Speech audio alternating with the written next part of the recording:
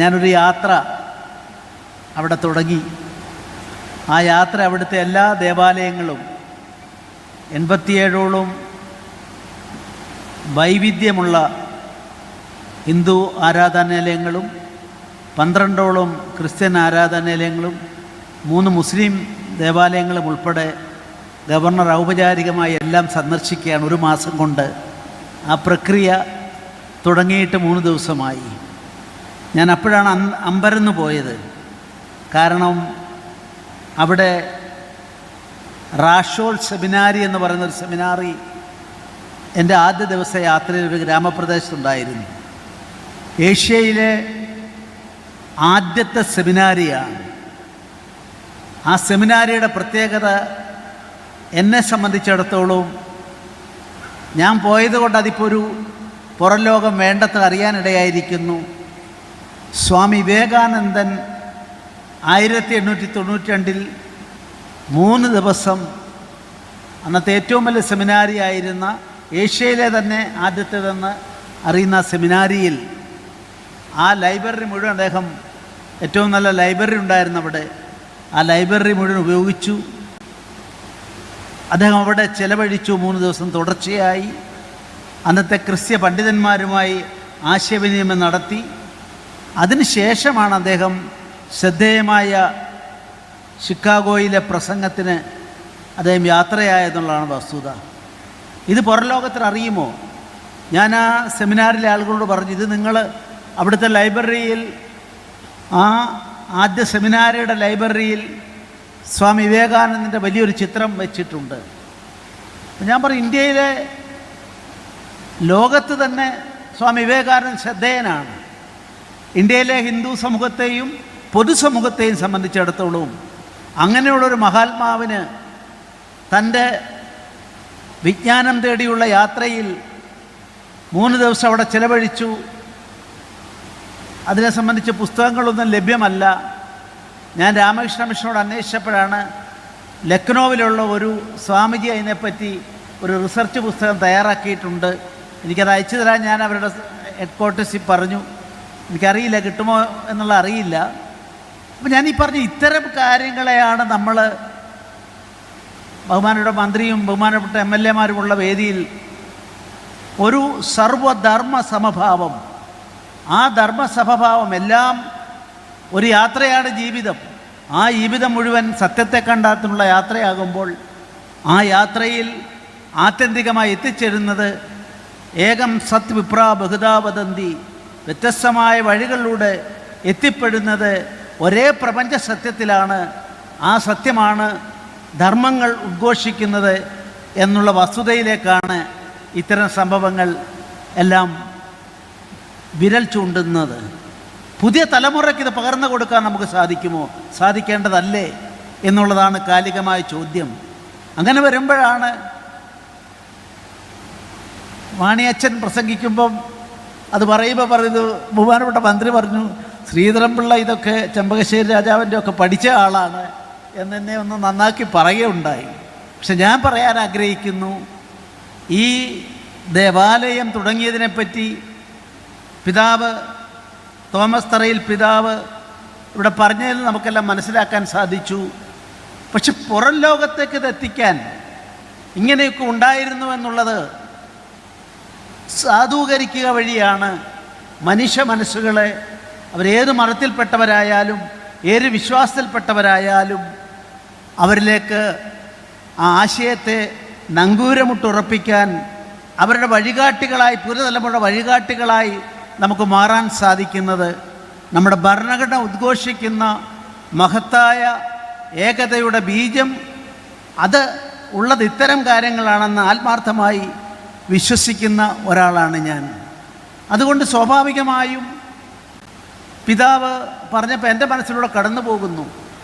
വിദ്യാഭ്യാസത്തെ സംബന്ധിച്ചിടത്തോളം, ആതുരാലയങ്ങളെ സംബന്ധിച്ചിടത്തോളം കേരളത്തിൽ അതിൻ്റെ തുടക്കം, ആ തുടക്ക കാലഘട്ടം ഇപ്പോഴും നിലനിർത്തുന്ന അപൂർവം കോഴിക്കോട് അവിടെ ഏറ്റവും പഴക്കമുള്ള ഒരാതുരാലയമുണ്ട്. അതിന്നും ഏറ്റവും അധികം സേവന സന്നദ്ധത നിങ്ങൾക്ക് ലഭിക്കുക, സേവന ഔത്സുകതയുള്ള ആളുകളെ കാണാനായിട്ട് അവിടെ വെള്ളിമാട് കുന്നിലെ ആ പഴയ ആശുപത്രിക്ക് സാധിക്കുന്നുണ്ട്. ഇതുപോലെ അക്കാലത്ത് ഞാൻ ചോദിക്കാൻ ആഗ്രഹിക്കുന്നു, ഞാനും ഒരു പൊതുപ്രവർത്തകൻ, രാഷ്ട്രീയ പ്രവർത്തകനായിരുന്ന ആളാണ്. ഇപ്പോൾ എനിക്ക് രാഷ്ട്രീയമില്ലെങ്കിലും ഞാൻ ചോദിക്കാൻ ആഗ്രഹിക്കുന്നു, ഒരു 100 കൊല്ലങ്ങൾക്ക് മുമ്പ് കേരളത്തിലെ വിദ്യാലയങ്ങൾ എവിടെയെങ്കിലും ജാതി നോക്കി, മതം നോക്കി, അവർക്ക് റിസർവേഷൻ, മാനേജ്മെൻറ്റിന് കോട്ട എന്ന് പറഞ്ഞ് ആ നിലയ്ക്ക് മാറ്റി വെച്ചുകൊണ്ടുള്ള ഒരു സമ്പ്രദായമുണ്ടായിരുന്നോ? എന്നെപ്പോലുള്ള ആളുകൾ പഠിച്ചത് എൻ്റെ നാട്ടിലെ ഗ്രാമത്തിലെ മാർത്തോമ ഹൈസ്കൂൾ ഉള്ളത് കൊണ്ടാണ് ഞാൻ പഠിച്ച് പിന്നീട് മുന്നോട്ട് പോകാൻ LLBക്കൊക്കെ പോകാൻ സാധിച്ചത്. എൻ്റെ സഹോദരി സഹോദരന്മാർ തമ്മിൽ ഏതാണ്ട് 1 വയസ്സിൻ്റെ 1.5 വയസ്സിൻ്റെ ഒക്കെ വ്യത്യാസമാണ്. അപ്പോൾ ഒരേ സമയം അത്യാവശ്യം ജീവിക്കാവുന്ന ഒരു കാർഷിക കുടുംബത്തിൽ പിറന്നു വീണ എനിക്ക്, ഞങ്ങൾ 6 പേരെയും എൻ്റെ രക്ഷിതാക്കൾക്ക്, എൻ്റെ അച്ഛനും അമ്മയ്ക്കും മദ്രാസിലേക്കോ തിരുവനന്തപുരത്തേക്കോ വലിയ നഗരങ്ങളിലൊക്കെ അയച്ച് പഠിപ്പിക്കാൻ സാധിക്കുമായിരുന്നെന്ന ചോദ്യം എൻ്റെ മനസ്സിലൂടെ പലപ്പോഴും കടന്നു പോകാറുണ്ട്. അതുകൊണ്ട് എൻ്റെ ഗ്രാമത്തിലൊരു വിദ്യാലയം ഉണ്ടായി, പന്തളത്തൊരു NSS കോളേജ് വന്നു. ഇങ്ങനെ വിദ്യാലയങ്ങൾ വന്നതുകൊണ്ടാണ് പഠിച്ച് ഡിഗ്രിയോ അല്ലെങ്കിൽ LLBയോ ഒക്കെ കരസ്ഥമാക്കാൻ സാധിച്ചതെന്ന് ഞാൻ കരുതുകയാണ്. നമ്മുടെ പുതിയ തലമുറയിലേക്ക് ഈ ചരിത്രമൊക്കെ സന്നിവേശിപ്പിക്കാൻ സാധിക്കേണ്ടതല്ലേ? അങ്ങനെ സാധിച്ചാൽ ഒട്ടേറെ കാര്യങ്ങൾ മനസ്സിലാക്കാൻ സാധിക്കും. അതുകൊണ്ട് വാസ്തവത്തിൽ ഈ മേജർ ഈ പിൽഗ്രിം സെൻറ്റർ കൂടിയായ കുടമാളൂർ ഈ 900 കൊല്ലം പൂർത്തിയാക്കുന്ന അവസരത്തിൽ ഇതിൻ്റെ പശ്ചാത്തലങ്ങളൊക്കെ രാജ്യത്താസകലം എല്ലായിടത്തും എത്തിക്കാൻ ഉള്ള ശ്രമമുണ്ടാകണം. അതിന് മാണിയച്ചനും തോമസ് തറയിൽ പിതാവുമൊക്കെ മുൻകൈ എടുത്താൽ നന്നായിരിക്കുമെന്നുള്ളതാണ് എൻ്റെ വിനീതമായ അഭ്യർത്ഥന. നമുക്ക് വാസ്തവത്തിൽ നമ്മുടെ നാടിൻ്റെ പൈതൃകം എന്താ? ഞാൻ ആധികാരികമായ ഒരു കാര്യം പറയാം, പഠിച്ചതുകൊണ്ട് പറയാൻ സാധിക്കുന്നു. 18-ാം നൂറ്റാണ്ടിൽ ബ്രിട്ടനിൽ ആദ്യത്തെ പൊതുവിദ്യാഭ്യാസ കേന്ദ്രമുണ്ടായത് 18-ാം നൂറ്റാണ്ടിലാണ്. ആ 18-ാം നൂറ്റാണ്ടിൽ നമ്മുടെ വിവിധ നാട്ടുരാജ്യങ്ങളായി നമ്മുടെ ഈ ഭാരതത്തിൽ, അവിഭക്ത ഭാരതം, ആ ഭാരതത്തിൽ 6.25 ലക്ഷം വിദ്യാലയങ്ങൾ, അത് കുടിപ്പള്ളിക്കൂടങ്ങളോ ഗുരുകുല സമ്പ്രദായത്തിലുള്ളതോ സെമിനാരി രീതിയിലുള്ളതോ ഒക്കെ ആയേക്കാം. അതുണ്ടായിരുന്നെന്ന് പറയുമ്പോൾ അത് നമ്മൾ താരതമ്യപ്പെടുത്തേണ്ട വിഷയമാണ്. ഇപ്പോൾ ഒരു വലിയ റിസർച്ച് ഗ്രന്ഥം പുറത്തു വന്നപ്പോൾ അതിൽ പറയുന്നു, 1600-ൽ ബ്രിട്ടീഷുകാർ ഈസ്റ്റ് ഇന്ത്യ കമ്പനി വന്നെങ്കിലും ലോകത്ത് കൊളോണിയൽ വാഴ്ച ബ്രിട്ടീഷുകാർ ഏർപ്പെടുത്തിയ രാജ്യങ്ങൾ അമേരിക്ക ഉൾപ്പെടെ നോക്കുമ്പോൾ ഏതാനും മാസങ്ങൾ, ഏതാനും കൊല്ലങ്ങളെ കൊണ്ട് ആ സമൂഹത്തെ മുഴുവൻ ബ്രെയിൻ വാഷ് ചെയ്യാൻ അവർക്ക് സാധിച്ചു എന്നുള്ളതാണ് ഒരു ചരിത്ര സത്യം. പക്ഷേ 1600-ൽ അവർ ശ്രമിച്ച് 1835-ലെ മെക്കാളയുടെ തുടക്കവും 1858-ലെ പുതിയ വിദ്യാഭ്യാസ സമ്പ്രദായവും വന്നതിന് മുമ്പ് ഒരിക്കലും ഇന്ത്യൻ മനസ്സുകളെ മാറ്റിയെടുക്കാൻ സാധിച്ചില്ല. അധികാരത്തിൽ ഈസ്റ്റ് ഇന്ത്യ കമ്പനിക്ക് സ്വാധീനമുണ്ടായിരുന്നു. ഇതെന്തുകൊണ്ട്, വൈ എന്ന ചോദ്യം, ആ ചോദ്യത്തിനാണ് വില്യമിനെ പോലെയുള്ള ചരിത്രകാരന്മാർ ഇപ്പോൾ മറുപടി നൽകിക്കൊണ്ടിരിക്കുന്നത്. അതുകൊണ്ട് ഏകതയുടെ ബീജം തമ്മിലുണ്ട്. പിതാവ് പറഞ്ഞ കാര്യം ശരിയാണ്. 1-2 പ്രദേശങ്ങളെ, കേരളത്തിലല്ല, നോർത്ത് ഈസ്റ്റിലുമല്ല, നോർത്ത് ഈസ്റ്റ് ഞാൻ പോയതാണ്. നോർത്ത് ഈസ്റ്റിൽ എങ്ങനെ അവിടുത്തെ 86% ഞങ്ങൾ മിസോറാമിൽ ക്രിസ്ത്യ വിശ്വാസികളായി എന്ന് ചോദിച്ചാൽ സ്വമേധയുള്ള മാറ്റമാണ്. ഗ്രാമങ്ങളിലെ സേവന പ്രവർത്തനം കൊണ്ടുണ്ടായ മാറ്റമാണ്.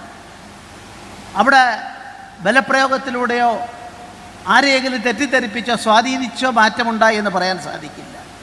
ഒരപൂർവതയുള്ള ചില സ്ഥലങ്ങളുണ്ട്, ഞാൻ അതിനെപ്പറ്റി പരാമർശിക്കുന്നില്ല. അതിനെപ്പറ്റിയൊക്കെ പരാമർശിക്കുമ്പോൾ ഇന്നത്തെ നിലക്കുള്ള ജനജീവിതത്തിൽ എന്തിന് ഞാനായിട്ട് എന്തെങ്കിലും പറയണം. വർത്തമാന കണക്ക് പുസ്തകം അതിൻ്റെ അടിവേരുകൾ എത്തി നിൽക്കുന്നത് ഞങ്ങളിപ്പോൾ ഉള്ള ഗോവ രാജ്ഭവനിലാണ്. 1961 അവിടെ ആദ്യമായി വത്തിക്കാനിൽ നിന്നൊരു ഒരു ഇന്ത്യക്കാരനെ ബിഷപ്പായി വാഴിച്ചത്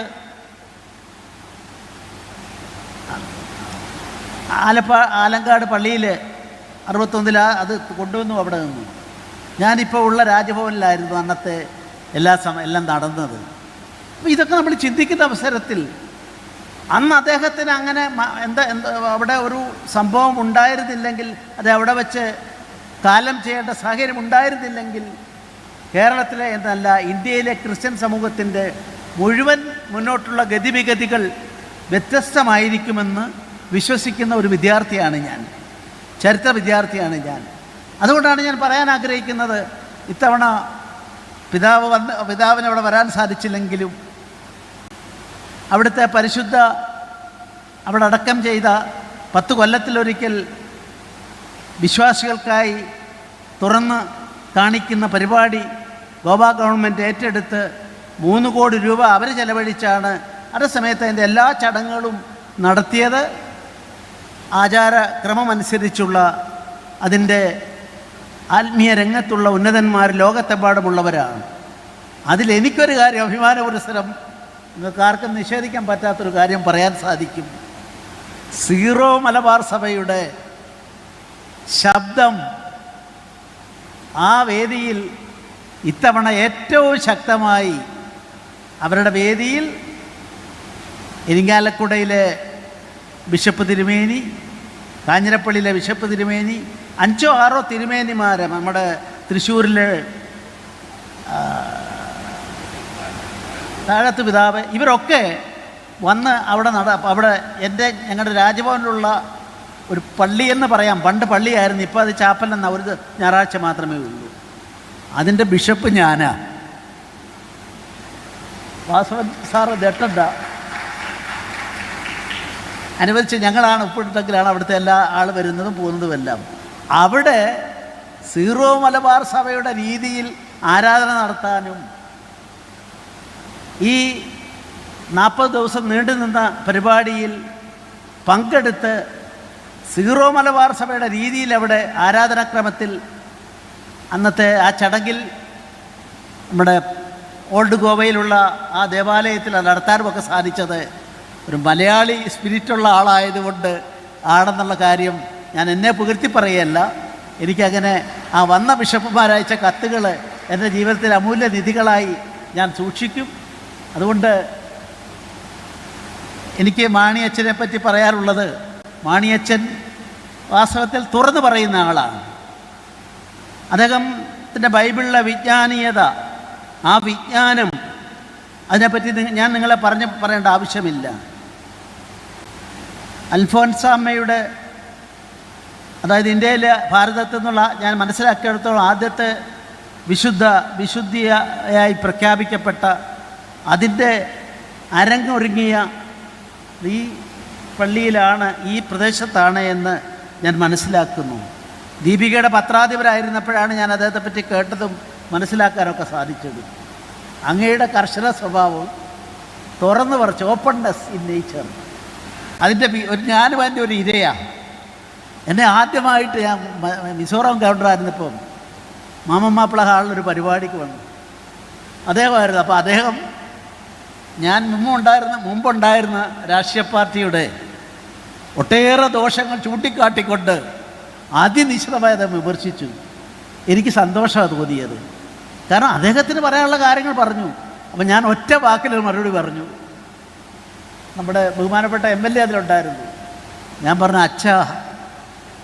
അച്ഛന് പറഞ്ഞ കാര്യങ്ങൾ ശരിയും തെറ്റും ഉണ്ടാകാം, ഞാൻ അതിലേക്ക് കടക്കുന്നില്ല. അച്ഛൻ അഡ്രസ്സ് തെറ്റിപ്പോയി. ഒരു ഗവർണർക്ക് രാഷ്ട്രീയ കാര്യങ്ങൾ ഇടപെടാൻ പാടില്ല, അതുകൊണ്ട് ഗോവ രാജ്ഭവനിലേക്ക് അഡ്രസ്സ് തെറ്റിപ്പോയി, അതിനോട് ബന്ധപ്പെട്ടവരോട് പറയണമെന്ന് പറഞ്ഞപ്പോൾ അച്ഛൻ എന്നെ വാത്സല്യപൂർവ്വം അതിനോട് പ്രതികരിച്ച് ഞാൻ ഓർക്കുകയാണ്. ഇതൊക്കെയാണ് democracy. What is democracy? Democracy is a right to differ. വ്യതിരിക്തതയ്ക്കുള്ള അവകാശമാണ്. ആര് ഭരിച്ചാലും ഭരിക്കുന്ന ആളിൻ്റെ മുഖത്ത് നോക്കി so and so mister you are doing a wrong thing എന്ന് പറയാനുള്ള പൗരൻ്റെ അവകാശമാണ് ജനാധിപത്യത്തിൻ്റെ മർമ്മം. അതുകൊണ്ട് പുണ്യശ്ലോകനായ പവത്തിൽ പിതാവിൻ്റെ ഒരു ലൈനുണ്ടായിരുന്നു, ഞാനതൊക്കെ ശ്രദ്ധിച്ചിട്ടുള്ള ആളാണ് വിദ്യാർത്ഥിയായിരിക്കുമ്പോൾ തന്നെ. അദ്ദേഹം അതിലാണ് ഒരു വിട്ടുവീഴ്ചയും ചെയ്യില്ല. രാഷ്ട്രീയ പാർട്ടികളോ അല്ല പൊതുപ്രവർത്തകരോ അല്ല സഭയുടെ ആളുകളോ ഒക്കെ വന്നാലും ക്രിസ്തീയ രീതിയിലൂടെ ആ സൂക്ഷ്മദർശിനിലൂടെ നോക്കിയിട്ട് അതിൻ്റെ ശരിതെറ്റുകളെപ്പറ്റി ഉറക്കെ പറഞ്ഞ ഒരാളായിരുന്നു. ഏതാണ്ട് അതേ ലൈനിലാണ് എനിക്ക് തോന്നുന്നു നമ്മുടെ ഈ അച്ഛനും പോകുന്നതെന്നുള്ളതാണ് എൻ്റെ ഒരഭിപ്രായം. ലിയോ 14 മാർപ്പാപ്പയായി ചുമതലയേറ്റു. അദ്ദേഹത്തിൻ്റെ പ്രസംഗം ഞാൻ നെറ്റിലൂടെ വായിച്ചപ്പോൾ എനിക്ക് സന്തോഷം തോന്നി. 2015 മാർപ്പാപ്പ, അന്നത്തെ മാർപ്പാപ്പ എഴുതിയ പുസ്തകത്തിന് ഒരു നാമകരണം ഇംഗ്ലീഷ് വന്നപ്പോൾ ആ നാമകരണം name of God is grace എന്നായിരുന്നു. ഇവിടെ പിതാവ് ഒട്ടേറെ സേവന കാര്യങ്ങളെപ്പറ്റി പറയുകയുണ്ടായി. ആതുര സേവനമാണ്, മനുഷ്യ സേവനമാണ് ഈശ്വര സേവനം എന്ന് പ്രഖ്യാപിച്ചുകൊണ്ടുള്ള അതേ പാതയിലൂടെ വാസവൻ സാറിനൊക്കെ ഒരുപക്ഷെ കൂടുതൽ സന്തോഷിക്കാം. തൊഴിലാളി വർഗത്തിൻ്റെ ലൈനിനെ ഉയർത്തിപ്പിടിച്ചുകൊണ്ടുള്ള, അങ്ങനെ അവരെ കൂടുതൽ പ്രാധാന്യം നൽകണമെന്നുള്ള സൂചനയോടുകൂടിയാണ് ആ പ്രസംഗം നടന്നതെന്ന് കരുതുന്നു.